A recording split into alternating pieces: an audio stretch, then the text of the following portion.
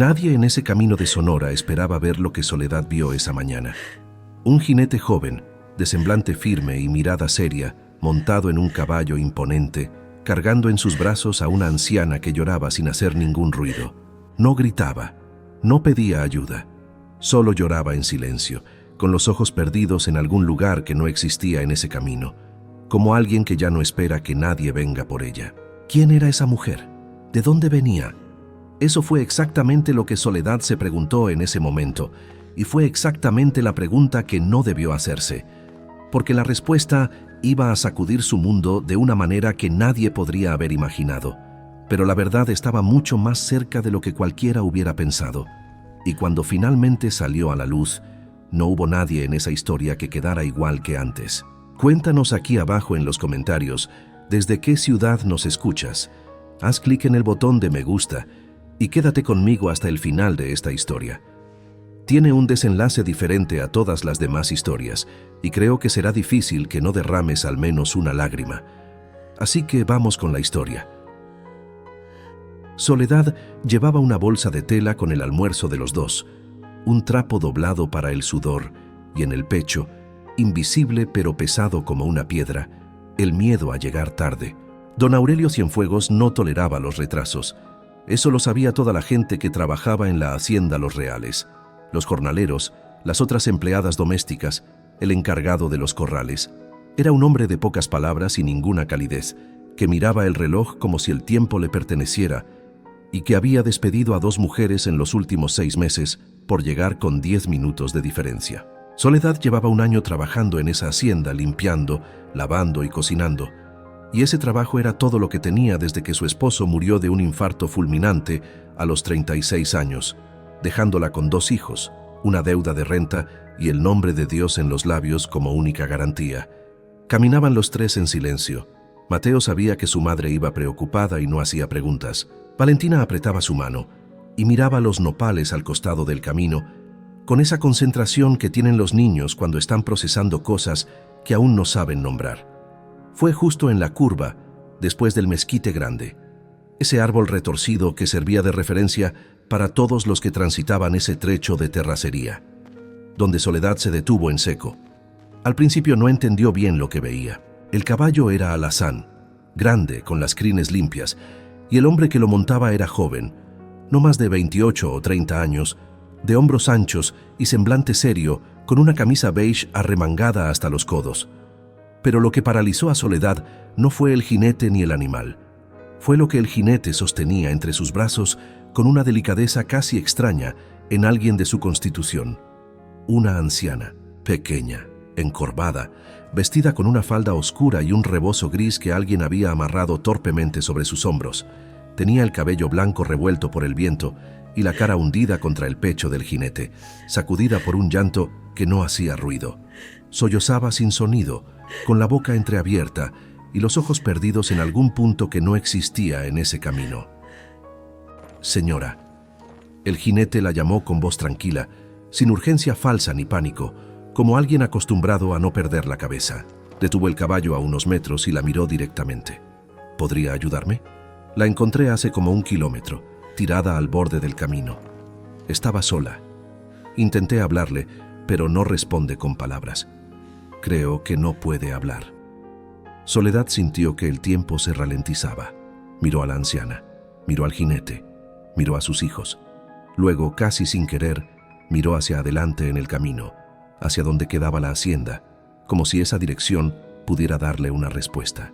«¿No sabe quién es ella?», preguntó Soledad, y su propia voz le sonó pequeña. «No, no traía identificación. No hay nadie más por aquí». El jinete bajó levemente la vista hacia la anciana, que seguía llorando sin sonido, y su expresión mostró algo que Soledad reconoció de inmediato, esa mezcla de compasión y de no saber qué hacer. «Pensé en llevarla al poblado de San Isidro, pero no conozco bien el camino y tampoco sé si hay quien la atienda allá». Soledad sí conocía San Isidro. Quedaba a poco más de 3 kilómetros, en sentido contrario a la hacienda.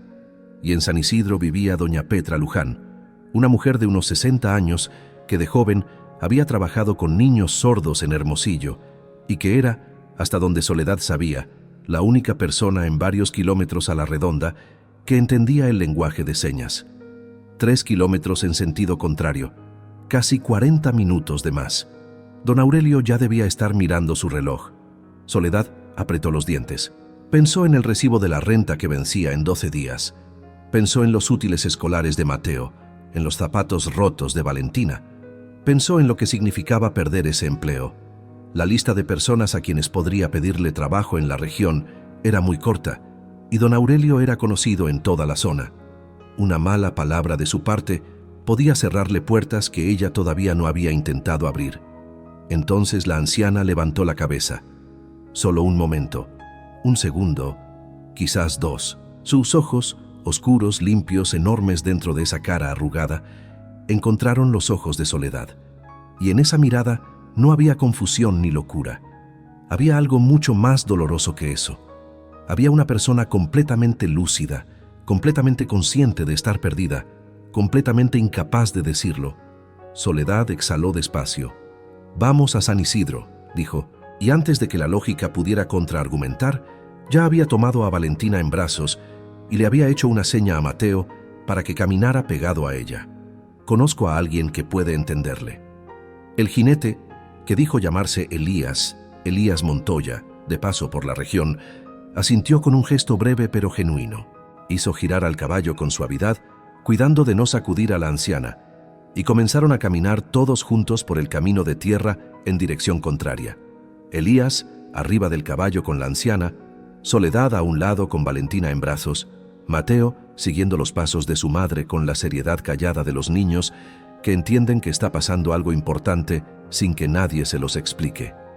El sol seguía subiendo, el polvo seguía levantándose, y en algún punto del trayecto, la anciana extendió un brazo delgado desde el caballo y tomó la mano libre de Soledad.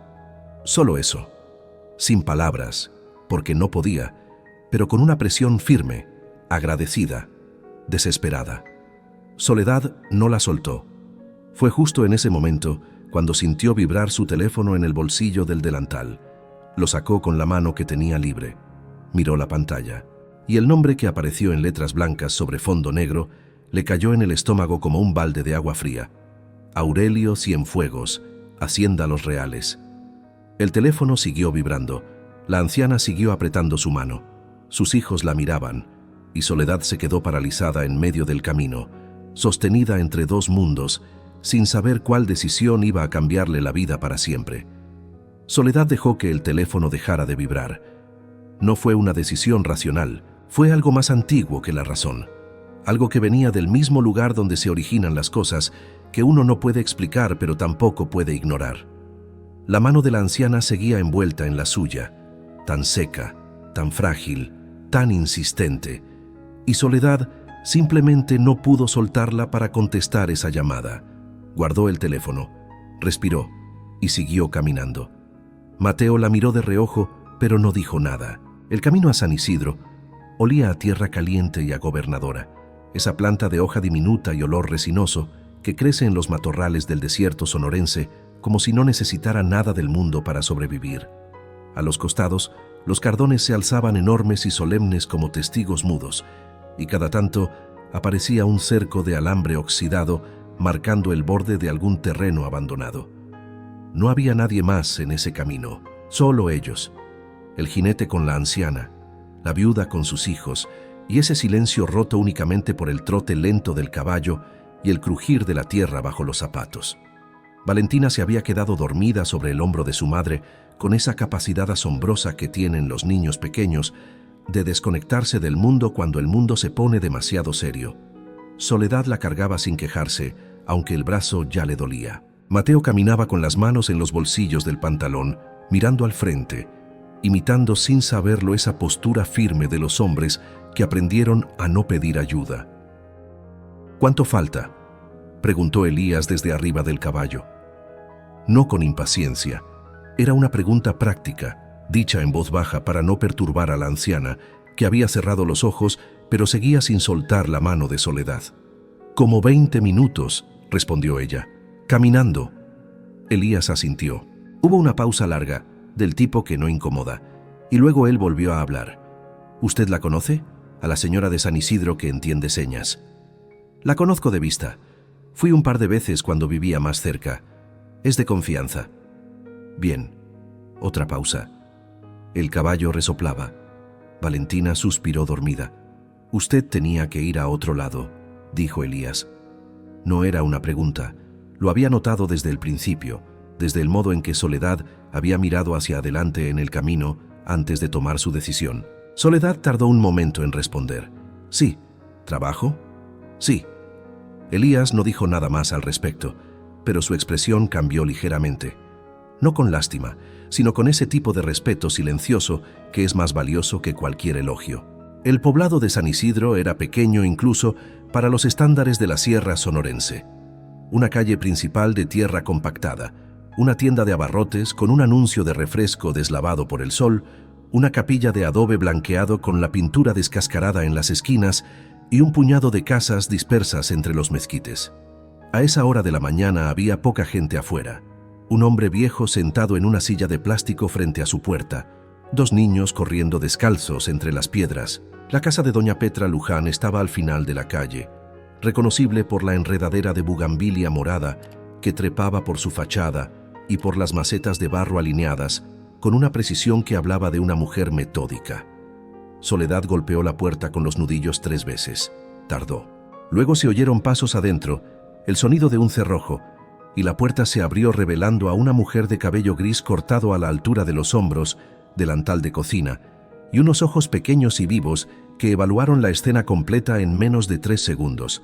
El jinete con la anciana, la viuda con la niña dormida, el niño serio.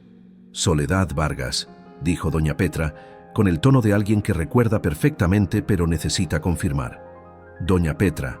Soledad señaló hacia el caballo. Encontramos a esta señora en el camino, sola. Está llorando pero no puede hablar. Necesitamos que usted nos ayude a entenderle. Los ojos de doña Petra se movieron hacia la anciana. Su expresión cambió. Toda la reserva desapareció y en su lugar apareció algo más parecido a la urgencia. Bájenla, pasen.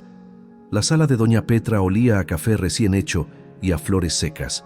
Había una imagen del Sagrado Corazón en la pared, 2 sillas de mimbre, una mesa pequeña con un mantel bordado a mano.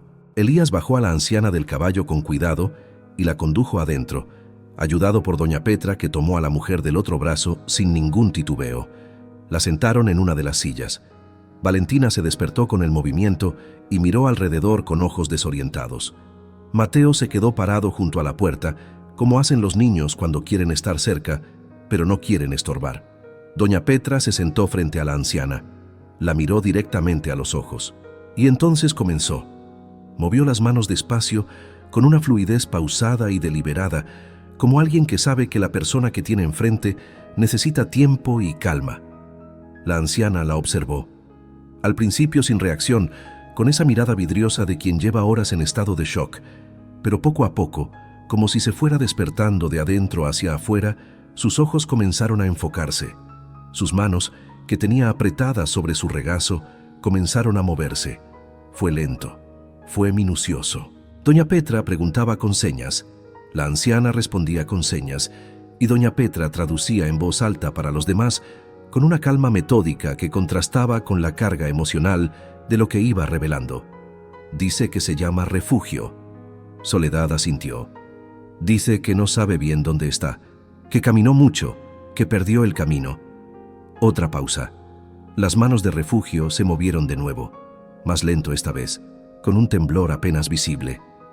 Dice que salió de su casa hace mucho tiempo, que alguien le dijo que su hijo no la quería, que era una carga para él. La voz de doña Petra se mantuvo firme, pero sus ojos se llenaron de una tristeza funcional, de la que no llora porque tiene trabajo que hacer, que decidió irse para no estorbarle, para no hacerle daño. El silencio que siguió fue tan denso que Soledad sintió que podía tocarlo. ¿Quién le dijo eso?, preguntó Elías desde el rincón donde estaba parado. Doña Petra preguntó. Refugio respondió. Sus manos temblaban más ahora. No recuerda el nombre. Era alguien de confianza en la hacienda, alguien que trabajaba con su hijo. ¿Y cómo se llama su hijo?, preguntó Soledad. Su propia voz sonó extraña, como si una parte de ella ya supiera lo que se venía y estuviera retrasando el momento de escucharlo, doña Petra preguntó. Las manos de Refugio formaron algo que era claramente un nombre. Doña Petra lo deletreó en voz alta, con la misma calma con que había dicho todo lo demás. Aurelio. Dice que su hijo se llama Aurelio. Aurelio Cienfuegos, que tiene una hacienda grande en la región, que pasó años esperando que él la buscara, y que cuando nadie llegó, creyó que era verdad, que nunca la había querido. El tiempo se detuvo. Soledad sintió que el suelo se movía bajo sus pies, aunque estaba completamente inmóvil. El nombre resonó en sus oídos con una claridad brutal, como el golpe de una campana que no se puede detener una vez que empieza. Aurelio Cienfuegos, don Aurelio, su patrón, el hombre frío, el hombre del reloj, el hombre que esa mañana la había llamado por teléfono y al que ella no había contestado. La anciana que tenía sentada frente a ella, con el rebozo gris y los ojos más solos del mundo, era la madre de su patrón. Doña Petra la miró, Elías la miró, incluso Mateo desde la puerta la miraba con esa intuición de los niños que perciben los sismos antes de que la tierra se mueva. Soledad abrió la boca, la cerró, volvió a abrirla. Doña Petra, dijo despacio, dígale que la vamos a llevar con él. Fue justo en ese momento cuando volvió a vibrar el teléfono. Esta vez lo contestó. Soledad. La voz de don Aurelio era fría como el metal en enero. No saludó, no preguntó. Son las 8:45. Lleva casi 2 horas de retraso. No me interesa ninguna explicación. Don Aurelio, escúcheme, por favor. No hay nada que escuchar. Una pausa breve, calculada. Está despedida. No se moleste en venir. Don Aurelio, encontré a... Le dije que no me interesa.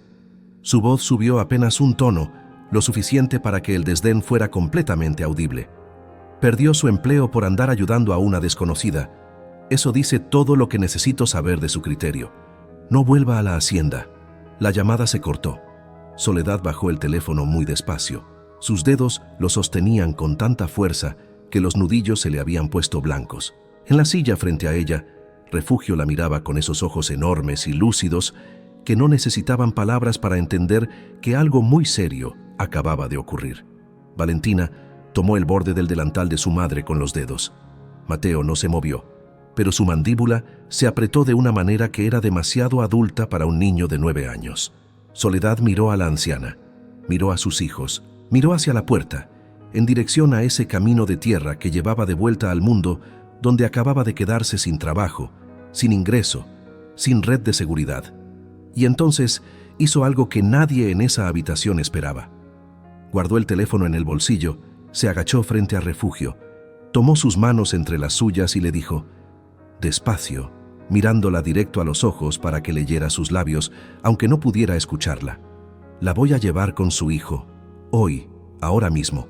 Doña Petra tradujo en señas, y Refugio, esa anciana que llevaba años creyendo que nadie la quería, que había caminado sola por el desierto sonorense cargando una mentira que le había destruido el corazón, se quebró de una manera que rompía el alma verlo.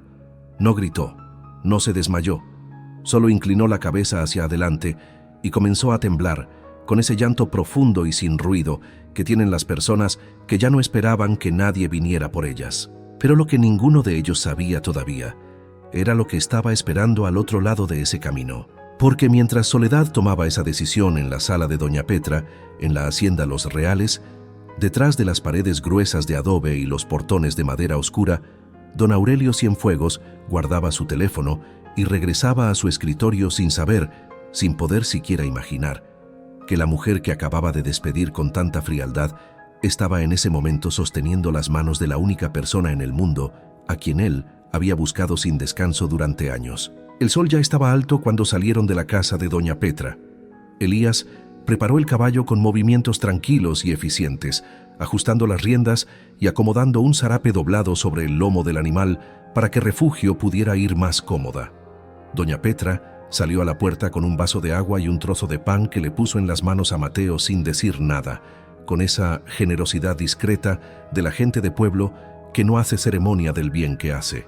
Refugio dejó que Elías la ayudara a subir al caballo. Sus manos seguían temblando, pero sus ojos tenían ahora algo diferente, no exactamente esperanza. Era demasiado pronto para eso. sino algo más frágil y más honesto.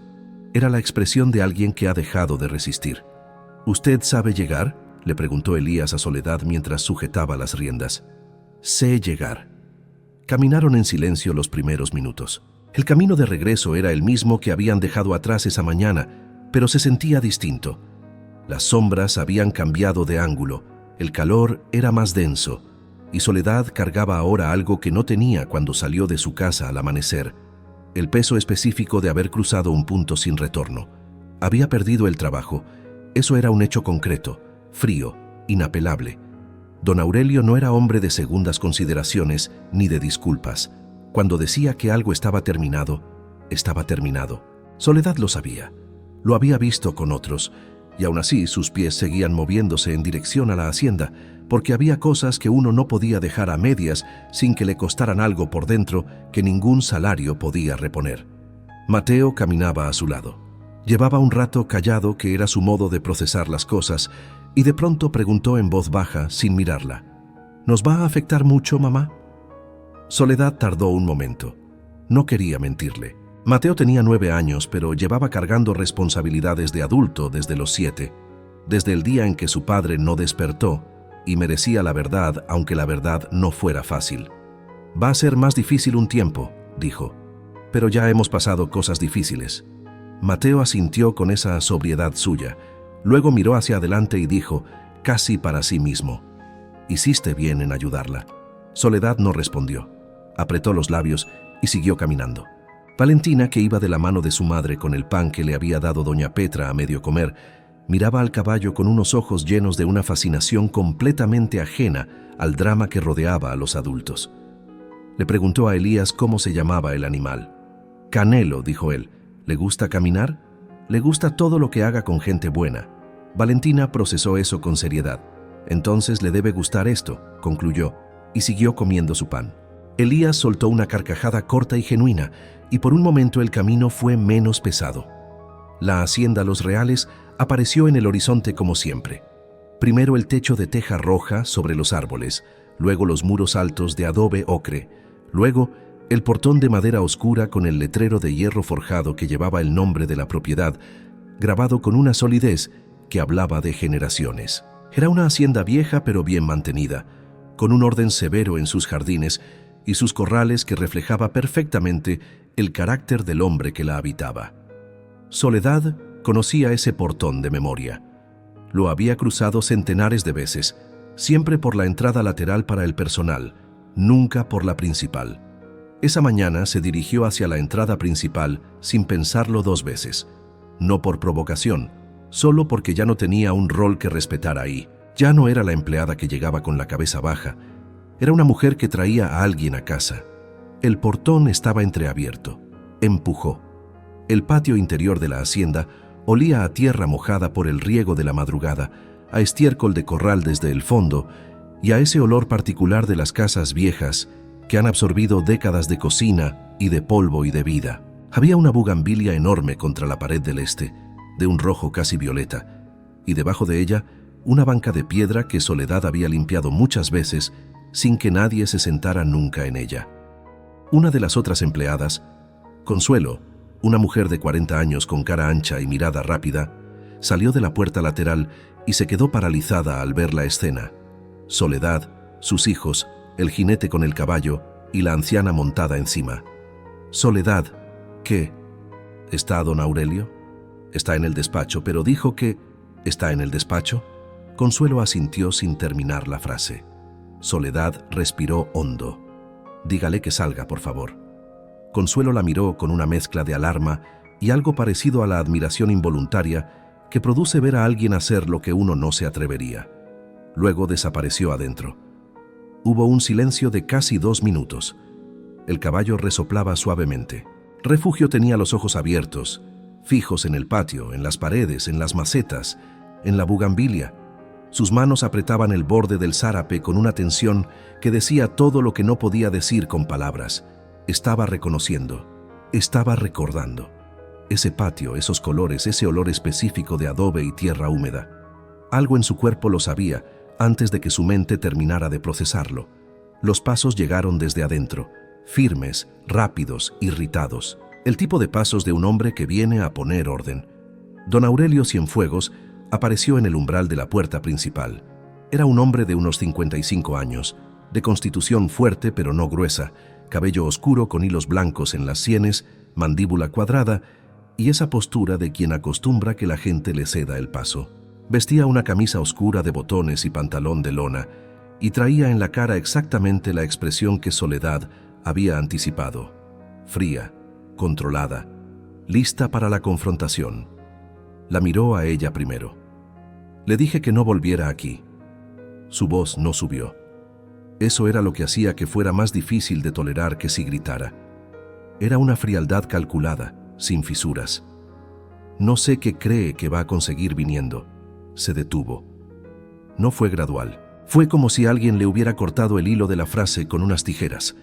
Sus ojos, que habían estado clavados en Soledad, con esa dureza de quien ya tomó una decisión y no va a cambiarla, se movieron hacia el caballo, hacia Elías, y luego, muy despacio, hacia la figura pequeña y encorvada que Elías sostenía sobre el animal.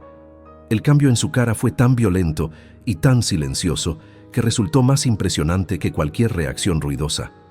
La mandíbula se le aflojó. Los hombros, que cargaba siempre tensos hacia arriba como si sostuvieran un peso invisible, cayeron de golpe. Sus ojos, esos ojos duros que Soledad había visto durante un año sin encontrar en ellos ni un solo destello de ternura, se llenaron de algo que tardó en identificar porque nunca lo había visto en él: terror. El terror específico de reconocer algo que creías perdido para siempre. Mamá. No fue una palabra dicha en voz alta, fue un sonido que se le escapó sin permiso, ronco y roto, el tipo de sonido que produce un hombre cuando se le derrumba adentro algo que llevaba años sosteniendo con las dos manos. Refugio escuchó, o quizás no escuchó porque estaba demasiado lejos y era muda, pero algo, una vibración, un instinto, la memoria del cuerpo, hizo que girara la cabeza en dirección a él. Y cuando sus ojos lo encontraron, su boca se abrió en un gesto que no tenía sonido, pero que todos en ese patio entendieron perfectamente. Don Aurelio bajó los escalones del umbral. 1, 2, 3. Sus pasos ya no eran firmes, ni rápidos, ni irritados. Eran los pasos torpes de alguien que no ve bien porque tiene los ojos llenos de agua. Llegó al caballo, extendió las manos, y Elías, sin decir una palabra, con una delicadeza que hablaba de que había entendido todo desde el principio, ayudó a Refugio a bajar.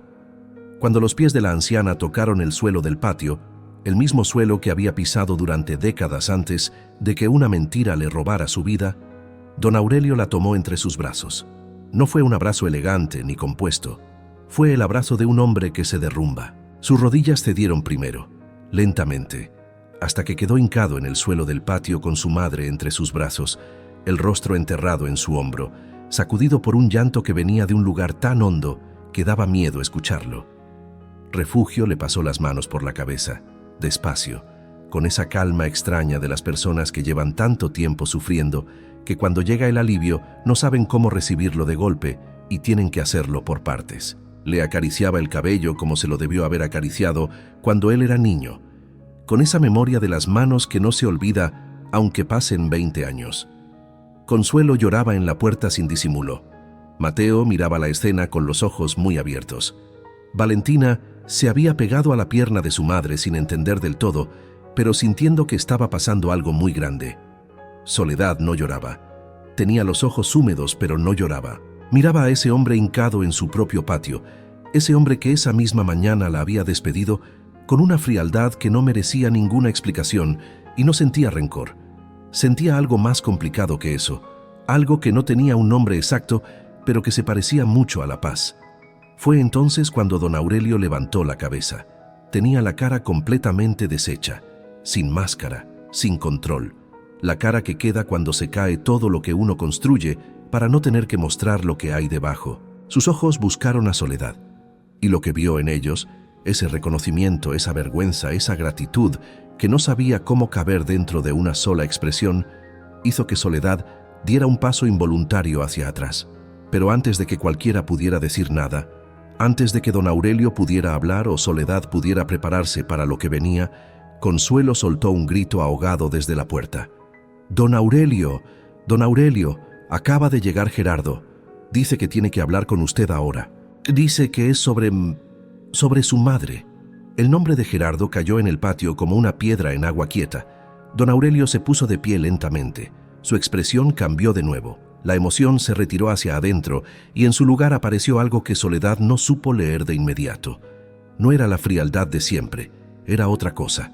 Era la cara de un hombre que acaba de unir dos puntos que llevaban mucho tiempo separados. «Gerardo», repitió con una voz tan baja y tan cuidadosa que sonó más peligrosa que cualquier grito. Soledad miró a Elías. Elías la miró a ella. Y en el umbral de la puerta lateral de la hacienda, sin que nadie lo hubiera visto llegar, apareció un hombre de unos 40 años con sombrero de palma y camisa a cuadros, que se detuvo al ver la escena del patio, al ver a la anciana, al ver al patrón hincado en el suelo, y cuyo rostro, en ese segundo antes de que pudiera controlarlo, mostró exactamente lo que no debía mostrar: miedo. El nombre de Gerardo Salcedo llevaba 12 años vinculado a la hacienda Los Reales. Había llegado joven, recomendado por alguien en quien don Aurelio confiaba, y con el tiempo se había convertido en encargado general, el hombre que coordinaba a los jornaleros, que supervisaba las cuentas menores, que servía de puente entre el patrón y el resto del personal. Era discreto, eficiente, y tenía esa habilidad particular de los hombres peligrosos de parecer completamente inofensivos. Don Aurelio le había dado acceso a casi todo, le había dado confianza, le había dado sin saberlo la llave para hacerle el daño más profundo de su vida. Todo eso lo entendió Soledad en los 3 segundos que duró la expresión de Gerardo antes de que él lograra componerla. Porque ese miedo que cruzó su cara al ver a Refugio viva, de pie en el patio junto a su hijo, ese miedo no era el de alguien sorprendido. Era el de alguien que ve derrumbarse algo que construyó con cuidado durante años. Don Aurelio lo miraba sin moverse desde el centro del patio. Tenía una mano sobre el hombro de su madre y la otra colgando al costado, cerrada en un puño que él mismo parecía no haber notado todavía. «Gerardo», dijo, y con una sola palabra cargó todo el peso de lo que estaba comenzando a comprender. El hombre del sombrero de palma recuperó la compostura con una velocidad que hablaba de práctica. Sonrió. Era una sonrisa funcional, construida para ocasiones como esa. «Don Aurelio, qué bueno que lo encuentro. Vine a hablar de unos asuntos del rancho del norte. Hay un problema con...». Sus ojos se deslizaron hacia Refugio un momento, solo un momento, antes de volver al patrón. «¿Quién es esa señora?». El silencio que siguió fue de los que pesan. Don Aurelio soltó el hombro de su madre muy despacio. Se limpió la cara con el dorso de la mano en un gesto que era al mismo tiempo práctico y definitivo, como quien cierra una puerta. Luego caminó hacia Gerardo con esos pasos lentos y calculados que Soledad había aprendido a reconocer como los más peligrosos de los que él usaba, porque significaban que ya no había emoción, que había algo más frío y más firme ocupando ese lugar. «Eso es lo que tú me vas a decir», respondió. «¿Quién es esa señora?». La sonrisa de Gerardo se sostuvo, pero algo en sus ojos cambió de ángulo. «No entiendo la pregunta, patrón». «Sí entiendes». Pausa. El sol caía vertical sobre el patio y hacía brillar el suelo de tierra compactada. La bugambilia no se movía. Nadie se movía. «Hace 14 años», dijo don Aurelio, y su voz era tan quieta que obligaba a escuchar con todo el cuerpo. «Mi madre desapareció. Me dijiste que se había ido sola, que había decidido irse, que tú mismo la habías visto tomar sus cosas». Hizo una pausa que duró exactamente lo suficiente para que el peso de cada palabra se asentara. «Me dijiste que le habías preguntado si necesitaba algo y que te dijo que no, que estaba bien». «Así fue», dijo Gerardo, pero su voz había perdido un tono. «Mi madre es muda». 3 palabras. 3 palabras que cayeron en el patio como 3 golpes distintos, uno detrás del otro, sin prisa. Gerardo no respondió. Y en ese silencio, en esa fracción de segundo en que no encontró nada que decir, se terminó de construir todo lo que necesitaba construirse. Don Aurelio lo miró otro momento. Luego se dio vuelta, regresó junto a su madre y le dijo a Consuelo, que seguía en la puerta con los ojos enrojecidos, que llamara a don Esteban Parra, que era el delegado municipal, y que le dijera que viniera a la hacienda cuanto antes. Gerardo intentó hablar, intentó reconstruir algo, ofrecer alguna versión, abrir alguna puerta lateral de las que siempre había tenido disponibles, pero don Aurelio ya no lo miraba. Y en ese gesto, en esa espalda vuelta con una calma absoluta, había una sentencia más definitiva que cualquier grito. Soledad observó todo esto desde el lugar donde se había quedado, junto a Elías y sus hijos, sin moverse, sin hablar, consciente de que estaba siendo testigo de algo que no le pertenecía del todo, pero que sin embargo no habría ocurrido sin ella. Fue Refugio quien se movió primero. Se separó suavemente del brazo de su hijo y caminó hacia Soledad con esos pasos cortos y lentos de las personas mayores que han aprendido a ir con cuidado porque el mundo no siempre advierte dónde están los bordes. Se detuvo frente a ella, la miró y luego levantó las manos. Soledad no sabía lenguaje de señas, no entendió los movimientos, pero entendió el rostro, entendió los ojos y la expresión y la manera en que Refugio ponía las manos sobre su propio pecho y luego las extendía hacia ella como si estuviera entregando algo que llevaba guardado mucho tiempo. Doña Petra no estaba ahí para traducir. No hacía falta. Soledad tomó las manos de Refugio entre las suyas, igual que había hecho en la sala de doña Petra esa mañana, y asintió. Solo eso, un asentimiento que decía, entiendo, y también fue suficiente, y también no tienes que darme nada. Valentina, parada junto a su madre, miró a la anciana con una seriedad inusual en ella, y luego extendió la mano y tocó el rebozo gris de Refugio con las yemas de los dedos, con esa ternura espontánea y sin cálculo que solo tienen los niños muy pequeños. Refugio la miró y sonrió. Era la primera vez que sonreía desde que la habían encontrado en el camino. Don Aurelio habló con Soledad entrada la tarde, cuando Gerardo ya se había ido, acompañado por don Esteban Parra y con la sombra larga de lo que vendría detrás.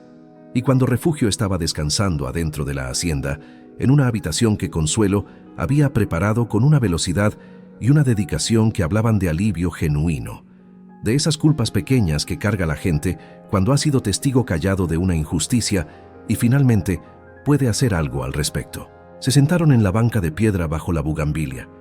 Don Aurelio tenía las manos entrelazadas sobre las rodillas y miraba el suelo. Había algo en él que Soledad no había visto nunca. La textura específica de un hombre que acaba de ser desmontado y todavía no sabe bien qué forma va a tener cuando se vuelva a armar. Le debo una disculpa, dijo. Soledad no respondió de inmediato. Dejó que la frase existiera sola un momento. Fui injusto esta mañana. Fui frío. Con usted y con todo el que ha trabajado aquí. Hizo una pausa. No es disculpa, solo es la verdad. No tiene que explicarme nada, don Aurelio. Sí tengo. Lo dijo con una firmeza que no era la frialdad de antes. Era otra cosa. Era la firmeza de alguien que ha decidido que ya no quiere seguir siendo quien era esta mañana. Pasé 14 años convencido de que mi madre se había ido porque quiso. 14 años creyendo que en el fondo yo le había fallado de algún modo, que algo en mí la había alejado y que simplemente no había forma de arreglarlo. Levantó la vista. Sus ojos tenían ese enrojecimiento tranquilo de quien ya lloró todo lo que tenía que llorar por ahora. Eso le hace algo a una persona, la endurece en lugares donde no debería endurecerse. Soledad asintió despacio. Sí, dijo. Lo sé. Él la miró. Usted también perdió a alguien. No era una pregunta. Era el reconocimiento de alguien que acaba de aprender a ver. A mi esposo, confirmó ella. Hace 3 años. Don Aurelio asintió. Hubo un silencio que esta vez no pesaba, sino que respiraba. Quiero que vuelva a trabajar aquí, dijo, si usted quiere, pero no como empleada doméstica. Hizo una pausa breve. Necesito a alguien que se encargue de coordinar el personal de la casa y de la administración básica. Alguien de confianza. Lo dijo sin énfasis, sin grandilocuencia, como si estuviera hablando de algo práctico y razonable, que es exactamente como suenan las cosas verdaderas. El salario sería 3 veces lo que ganaba. Y habría casa para usted y sus hijos dentro de la hacienda, si lo necesitan. Soledad lo miró durante un momento largo. No dijo sí de inmediato, no porque dudara, sino porque había aprendido, en esos 3 años de viudez y escasez y orgullo sostenido con las 2 manos, a no recibir las cosas buenas corriendo, como si pudieran arrepentirse. Déjeme pensarlo, dijo. Don Aurelio asintió. y en su expresión había algo que se parecía al respeto, no el respeto automático que se le da a la autoridad, sino ese otro tipo, el que se gana. Elías Montoya se despidió antes de que cayera el sol. Había pasado la tarde en los corrales hablando con los jornaleros, con esa facilidad natural suya para conversar con cualquiera sin que nadie se sintiera examinado. Don Aurelio salió a buscarlo antes de que se fuera, y los dos hombres hablaron a solas junto al portón por un tiempo que Soledad no midió, pero que fue suficiente, a juzgar por el modo en que Elías salió de esa conversación. Con la misma tranquilidad de siempre, pero con algo más asentado en la postura, como cuando una persona recibe algo que no pedía y no sabe exactamente dónde ponerlo, pero sabe que lo va a cuidar. Se despidió de Soledad con un apretón de mano breve y directo. «Hizo bien», le dijo. «Usted también», respondió ella. Elías miró a Mateo, luego miró a Valentina, que ya le había preguntado 2 veces más si Canelo podía volver algún día. «Cuida a tu mamá», le dijo a Mateo. «Ya lo hago», respondió el niño. Elías soltó esa carcajada corta y limpia que ya le conocían, montó a Canelo con un movimiento fluido y tomó el camino de salida sin voltear. La figura del jinete y el caballo alazán se fue haciendo pequeña contra el cielo naranja del atardecer sonorense, hasta que la curva del camino los tragó y desaparecieron. Esa noche, Soledad se quedó en la hacienda. Consuelo le prestó una habitación pequeña pero limpia, con una ventana que daba al patio donde estaba la bugambilia. Mateo se durmió en menos de 5 minutos, con ese sueño profundo de los niños que han caminado mucho. Valentina tardó un poco más, pero cuando cerró los ojos fue con una expresión completamente en paz. Soledad se sentó en el borde de la cama y no hizo nada por un momento. Solo respiró. Escuchó los sonidos de la hacienda de noche, el canto de los grillos, el viento en los árboles, el lejano sonido de una puerta cerrándose adentro, sonidos que había escuchado durante un año sin que le pertenecieran, que quizás ahora comenzaban a pertenecerle de otro modo. Pensó en la mañana, en el camino polvoriento, en el reloj invisible, en el momento en que la mano de refugio encontró la suya y ella decidió no soltarla. Pensó en lo fácil que habría sido seguir caminando, en lo razonable, en lo lógico, en lo comprensible que hubiera sido ignorar esa escena y llegar a tiempo al trabajo y asegurar el sustento de sus hijos como hacía todos los días. Y pensó que si hubiera hecho eso, Refugio seguiría perdida en algún camino del desierto. Don Aurelio seguiría siendo el hombre endurecido de esta mañana y ella seguiría siendo invisible dentro de esa hacienda, limpiando pisos que nadie le agradecía en una casa que no sentía como suya. Hubo un golpe suave en la puerta. Abrió. Era don Aurelio. Traía 2 tazas de café y una expresión que no sabía bien cómo sostener, de las que ponen los hombres cuando quieren decir algo importante y todavía están aprendiendo cómo se hace eso. Le ofreció una taza sin decir nada. Soledad la aceptó. Se quedaron parados en el umbral, los dos mirando el patio oscuro donde la bugambilia era apenas una sombra contra la pared y la banca de piedra brillaba levemente bajo la luna. «Mañana viene el delegado a tomar la declaración de mi madre», dijo don Aurelio. «Doña Petra Luján va a venir a traducir». «Bien», dijo Soledad, «va a ser un proceso largo, lo de Gerardo». «Sí». Pausa. «Mi madre preguntó por usted antes de dormirse», dijo él. Lo dijo mirando hacia el patio, no hacia ella, como si fuera más fácil así. Doña Petra se quedó un rato más y le pudo preguntar. Mi madre le hizo señas con su nombre. Hizo una pausa. No sé cómo supo su nombre. Soledad pensó en Valentina diciéndoselo durante el camino, con esa naturalidad de los niños que no ven razón para guardar nada. «Los niños hablan mucho», dijo.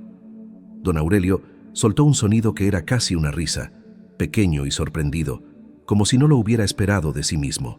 El café estaba caliente y amargo, y olía exactamente como debe oler el café a esa hora de la noche, cuando el día finalmente se ha terminado y uno puede sentarse con lo que pasó sin tener que hacer nada más con ello. Soledad pensó en sus hijos dormidos adentro. Pensó en el trabajo que le habían ofrecido y que mañana iba a aceptar, no con urgencia ni con gratitud abrumada, sino con la calma de alguien que sabe que se lo ha ganado.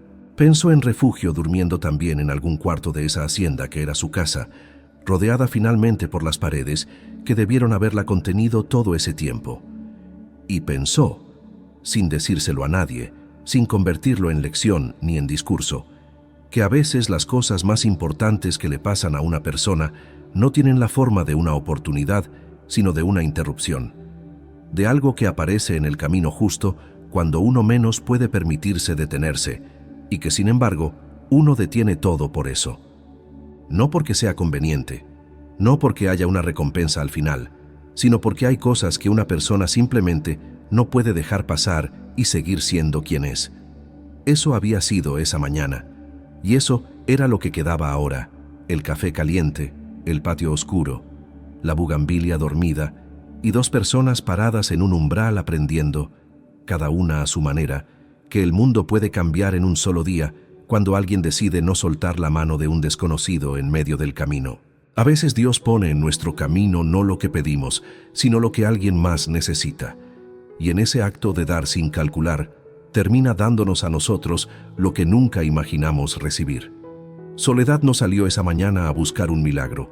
Salió a trabajar, con miedo y con deudas y con 2 hijos de la mano.